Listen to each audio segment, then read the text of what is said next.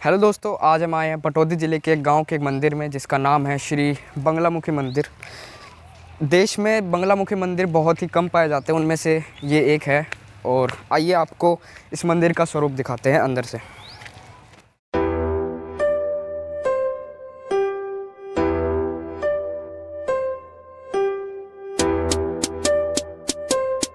दोस्तों, आज हम बगलामुखी मंदिर के महाराज जी से मिलने आए हैं और उनसे आज हम बात करेंगे कि ये मंदिर कितने साल पुराना है और इस मंदिर की क्या क्या खास बातें हैं। ठीक है, तो ये गुरु जी हैं, आज हम इन्हीं से बात करेंगे। तो चलो। नमस्ते। गुरु जी, सबसे पहले तो ये मंदिर कितने साल पुराना है? ये मंदिर तो हमारे राम जी बहुत साल पुराना मंदिर है। ये माँ भगवती बंगलामुखी देवी का सिद्धपीठ है और यहाँ बड़े बड़े नेता अफसर अधिकारी सब यहाँ आए पूजा करने। माई की प्राचीन है, कम से कम 500 साल पुराना मंदिर है ये। यहाँ जो बाबा छत्री वाले हैं समाधि जिनकी, उन्होंने माई की स्थापना करी थी आज से 500 साल पहले। फिर इसका 10 महंत हुए इस गद्दी पे, वे सब चले गए। फिर 30 साल ये खंडर हो गया था। फिर दोबारा हमारे आने से इसका जीर्णोद्धार हुआ इस मंदिर का। ये शेरशाह सूरी मारा गया, जयपुर से दिल्ली रोड जाता है ये। पहले कच्चा दगड़ा होता था, अब ये जो है ना सरकार ने इसको पक्का बना दिया। ठीक है ना जी, बहुत प्राचीन धाम है माई का, बहुत प्राचीन धाम है। और आप इस मंदिर में कितने सालों से हो? मैं इस मंदिर में मेरे को हो गए राम जी कम से कम 32-35 साल करीब हो गए। यहाँ माई की पूजा पाठ इसमें लगा। अभी तो पहले तो मैं जंगल था भयंकर, चारों तरफ जंगल ही जंगल था। जब तो मैं अकेला रहता था यहाँ, और माई ने मेरे को सपन में यहाँ दर्शन दिए। माँ ने कहा बेटा तू यहीं रह, मैं यहीं हूँ। तो इसलिए फिर मैं यहीं रुक गया। नहीं पहले कई जगह मैं बहुत घूमया हूँ, बहुत भ्रमण किया। और अब पुजारी उजारी सब आ गए तो ये लोग पूजा कर लेते, इसलिए मैंने पूजा छोड़ दी। माई की सब करते हमारे चेले हैं जो। ये जो बगलामुखी मंदिर है, इसका हमें नाम बहुत कम सुनने में मिलता है, जैसे दुर्गा की। और ऐसा क्यों? कुछ नहीं, ये 10 महाविद्याओं में है। ये जो है बंगलामुखी देवी है, 10 महाविद्याओं तंत्र की देवी है ये। इसकी पाठ पूजा उपासना करने से शत्रु का दमन होता है। शत्रु टिक नहीं सकता इसके सामने। ठीक है ना।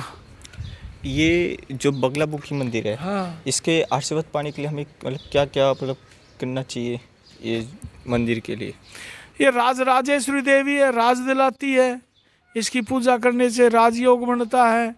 और जो वैसी वैसी बाधाएं होती हैं जो उसका समन होता है इसकी पूजा करने से। और जो शत्रु होते हैं उनका वो होता है इससे। इस मंदिर के इतिहास के बारे में कुछ बता सकते हो आप? इसका इतिहास तो ऐसा है, बहुत प्राचीन धाम है। लोग बताते हैं ये शेरशाह सूरी मार्ग पे दिल्ली जयपुर दगड़ा था ये।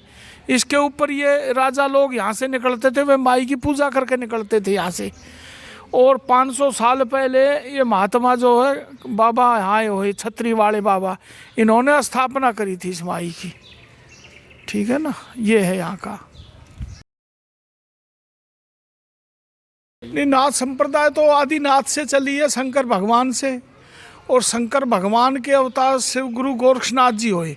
गोरक्षनाथ जी ने नाथ संप्रदाय चलाई थी। 2400 राजा महाराजा जो है गोरक्षनाथ जी के शिष्य थे, चेला थे वे। उनसे फिर नाथ संप्रदाय पूरे हिंदुस्तान में फैल गई। क्यों? राजा मच्छंद्रनाथ, गुरु गोरक्षनाथ जी के गुरु थे राजा मच्छंद्रनाथ। उन्होंने ही बंगाल में जो है संगलदीप में राज किया था। तो नाथ संप्रदाय बहुत बड़ी संप्रदाय, बड़े बड़े मठ है नाथ संप्रदाय के। हमारे जो उत्तर प्रदेश के सीएम योगी आदित्यनाथ, वे नाथ संप्रदाय से आते हैं। गोरखपुर में बहुत बड़ा नाथ संप्रदाय का मठ है। ठीक है ना। आज के टाइम पे मंदिरों पे सरकार का कंट्रोल है, जैसे बेरी है, नासिक है, वैष्णो देवी। तो ये जो है वैसे सरकार का कंट्रोल हटाना चाहिए सरकार ने। हम सरकार से एक आग्रह करते हैं, जितने भी साधु समाज के नाथ संप्रदाय के या 10 नाम सन्यासियों के मठ हैं जिन पर सरकार का नियंत्रण है, उनको हटा देना चाहिए सरकार ने और सब संतों के हाथ में दे देना चाहिए। ठीक है ना। जैसे हरियाणा में ये गुड़गांव शीतला माता है, ये साधु बेरी है, बेरी भी सन्यासियों की है वो देवी, उस पर सरकार ने कब्जा कर लिया। उधर क्या नाम पंचकूला में नाथ संप्रदाय का है जो मनसा देवी है, बाबा मनसा नाथ ने स्थापना करी थी। महाराष्ट्र में नासिक जैसे जितने भी देश में ये धार्मिक स्थान है, ये सरकार ने अपना नियंत्रण हटा के और ये साधु समाज को सौंप देना चाहिए। जिन जिन संप्रदाय के ये धाम उनको सबको सौंप दो भाई, संभालो अपने, चलाओ आश्रमों ने। सरकार ने ये गलत कर रखा है, नियंत्रण हटाना चाहिए सरकार ने, साधु संतों के हाथ में देना चाहिए ये, ठीक है ना।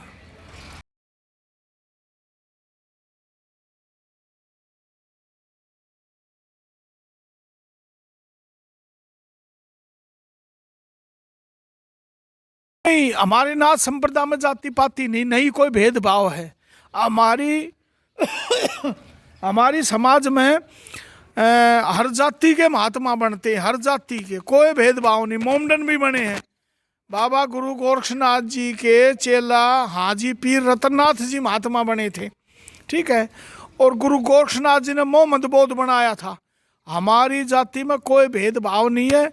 हमारी जाति में तो सब जाति के लोग इसमें शिष्य बनते हैं, कोई भेदभाव नहीं होता इस जाति के अंदर। यहाँ कोई भेदभाव नहीं होता, नहीं किसी के साथ में भेदभाव होता है, ठीक है ना।